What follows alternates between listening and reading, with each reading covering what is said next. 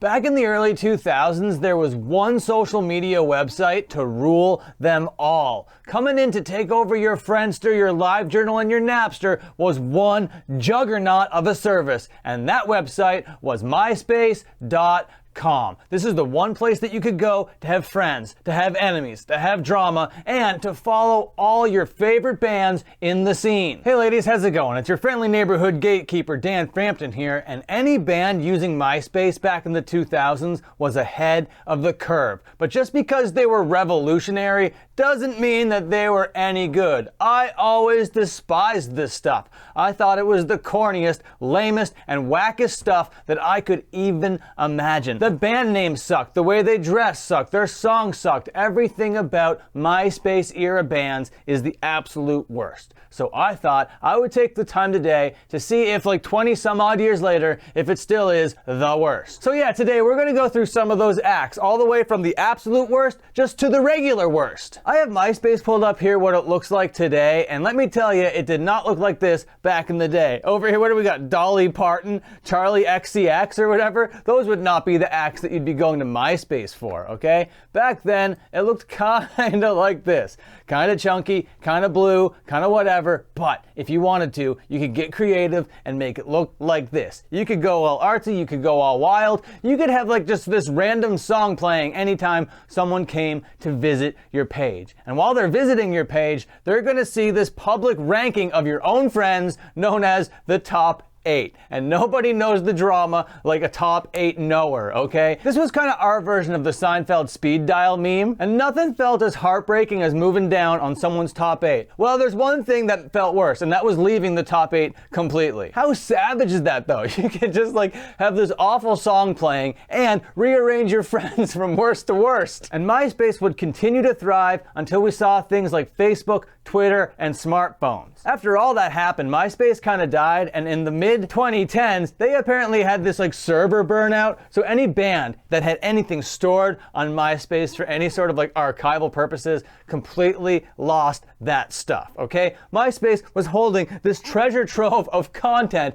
and absolutely just let it burn. This channel that you're on right now started as a Dean Project channel, and there are so many Dean Project tracks just lost to time because they were held exclusively on MySpace. Because in 2008, 2009, we knew it was no longer cool to be a MySpace band, so that was the decision to become a MySpace band. And we put all of our eggs in that basket for whatever reason. And in 2016, according to The Guardian over here, they lost everything. It's like 20 to 30 improvised tracks by the Dean Project completely gone, and I wish I could show them to you guys, but alas. But all of that drama aside, we're not here for that. We're here to rank the bands from absolute worst to regular worst. And you know, we're gonna start with Escape the Fate and our boy Ronnie Radke over here, okay? The absolute worst of the pile. He was out there doing his thing in like 2006. He was charged with like, I don't know, being a part of, I don't know, some sort of like a slaying of another human being or something like that. I'm not exactly sure. But the guy spent some time in jail and escaped the fate. We're like, oh no, we're gonna escape the Ronnie Radke right now. So how about you leave the band and start your own band? So that's what Ronnie Radke did. In jail, he started falling in reverse. And this guy is just like creatively vapid. I don't know. He's so damaged that it could go one of two ways. You know, it's either like artistically poetic and beautiful or an absolute train wreck. And it's unfortunate that Ronnie Radke is an absolute train wreck. He cancels tours because he can't find his laptop, okay? You know how many people rely on big bands doing tours? There's like ticket sellers, there's venues, there's so many other moving pieces that rely on big acts doing their thing. And just cancel because you can't find your laptop is super lame. Just show up and do an acoustic set. At this point, Ronnie Radke has more mugshots than he does album covers. I like this one over here though. This one is the cutest one. Very badass, Ronnie. Very, very badass. But you know who's not even as bad as Ronnie Radke? Is this ultra right-wing Tila Tequila. That's right, she's out there like throwing up the signal to her favorite Austrian painter, if you're catching my drift. She likes a nice square mustache if you're picking up what I'm throwing down.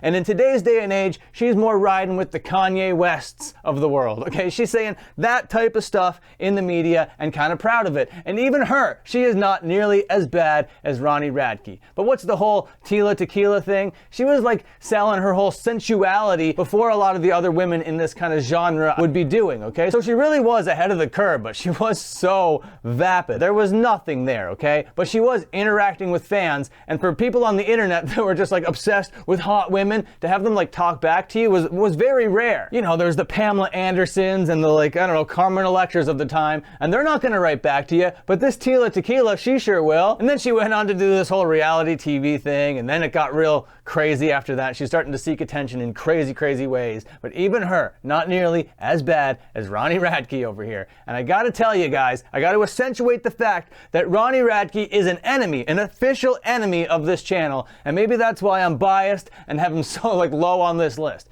He is the absolute worst. He is abhorrent. But you know who is like not quite as bad as him but still kind of sucks? Is this Jeffree Star guy over here. You might be familiar with Jeffree Star in today's internet, but you know he came back from yesterday's internet too. He was on there throwing his wares around, being real edgy, throwing around Edwards, you know, that kind of thing. He was just trying to get attention in any way possible before he started selling makeup or whatever. And a couple of years ago, I couldn't believe that this guy was popular again, doing makeup, doing little documentaries. But here we were in an internet where Jeffree Star was popular again. And now, in today's current internet, he's out there like raising buffalo, killing them, and then eating them on his timeline. It's fucked up.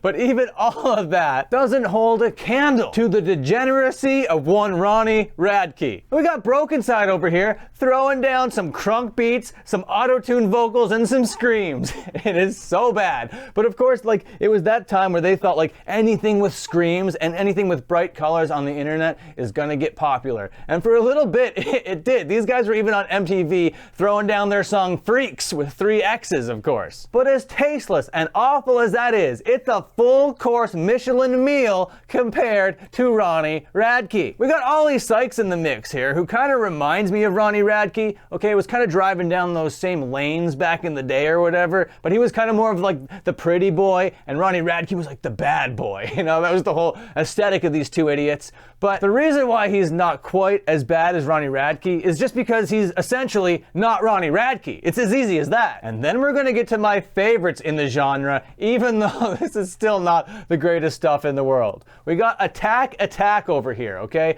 They're doing stuff that I'm enjoying so much, ironically, that it actually turns into an unironic enjoyment. I'm putting on Attack, having a laugh, having a good time, but also, you know, not ashamed of it. These guys are actually kind of fun. And a band very similar to Attack that I enjoy in the same way, have sort of the same kind of sound. It's this band over here, Job for a Cowboy, who I think have the best band name in this mix, okay? But what they did is they would throw in some death metal howls, some death metal screams, and some blast beats, okay? This is death metal played by scene kids, and it's really weird, and I can't believe it exists. And even to this day, it kind of comes to me as a novelty, but stays as a genuine piece of art, a genuine piece of self-expression, because it really is a time capsule into what was going on at this time. Job for a Cowboy, what a name. And then we're gonna round those bases, we're gonna bring it home. I'm not talking about all the bands, okay? If you wanna go out and search out these MySpace bands, well, that's a pain you're putting on yourself, okay? This is just the essential, absolute worst to regular worst, and the regular worst is gonna be Black Veil Brides. These dudes just put out a record. A lot of these acts are still going today, which is kind of crazy, but what these guys were putting down, sure, it was just as much style and gimmick as anything else on this list, but it had some sort of artful cohesion that held it all together for some reason. So yeah, it's kind of corny. Yeah, I can't really listen to it and be like, hey friends, check out this band over here, Black Veil Brides. That's not going to be a sentence that ever comes out of my face, okay? But out of all these guys that I just went through, they are certainly the most talented, especially more talented than this Ronnie Radke character. I gotta tell you, Ronnie Radke is not really the best guy in the world. But if you enjoyed this video, please like, comment, and subscribe before you bounce on out of here. Ring the bell if you're cool as hell, and until my next upload, you can watch another upload.